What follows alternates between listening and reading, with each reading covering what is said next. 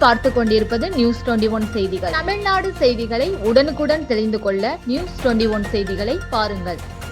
சேலம் மாவட்டம் ஓமலூர் புறநகர் அதிமுக கட்சி அலுவலகத்தில் அதிமுக பொதுச் செயலாளர் எடப்பாடி பழனிசாமி செய்தியாளர்களை சந்தித்தார். அப்பொழுது அவர் பேசியது, தமிழகத்தில் ஜூலை 7ஆம் தேதி முதல் எழுச்சி பயணத்தை மேற்கொண்டு கிட்டத்தட்ட 153 சட்டமன்ற தொகுதியில் நேரடியாக மக்களை சந்தித்து பிரச்சாரம் மேற்கொண்டு உள்ளேன்.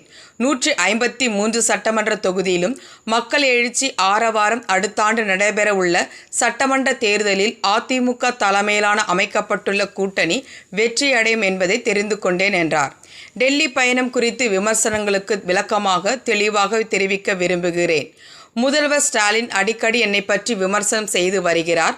திமுக எதிர்க்கட்சியாக இருந்தபோது எப்படியெல்லாம் நடந்து கொண்டார்கள், ஆளும் கட்சியாக திமுக வந்தபோது யாரை விமர்சனம் செய்தாரோ அவர்களை ரத்தின கம்பளம் விரித்து வரவேற்றதை பார்க்கிறோம். கேலே இந்தியா விளையாட்டு ஆடம்பரமாக நடத்தி வருகின்றனர். திமுக சென்னைக்கு பிரதமரை அழைத்து நடத்தினார்கள்.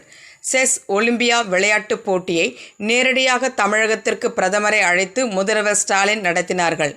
ஆடல் பாடல் நிகழ்ச்சியுடன் பல்வேறு அடிக்கல் நாட்டு நிகழ்ச்சிகள் நடத்துகிறார்.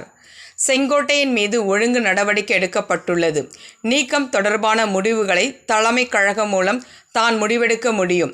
உட்கட்சி விவகாரம் குறித்து பகிரங்கமாக சொல்ல முடியாது என்றும் தெரிவித்தார். அதிமுகவிற்கு நான் இருக்கிறேன், பாஜகவிற்கு உள்துறை அமைச்சர் இருக்கிறார், நானும் அவரும் சொல்வதுதான் இறுதி என்றும் பேசினார்.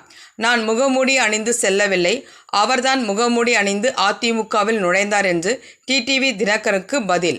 நியூஸ் 21 செய்திகளுக்காக ஓமலூர் செய்தியாளர் சித்தையன்.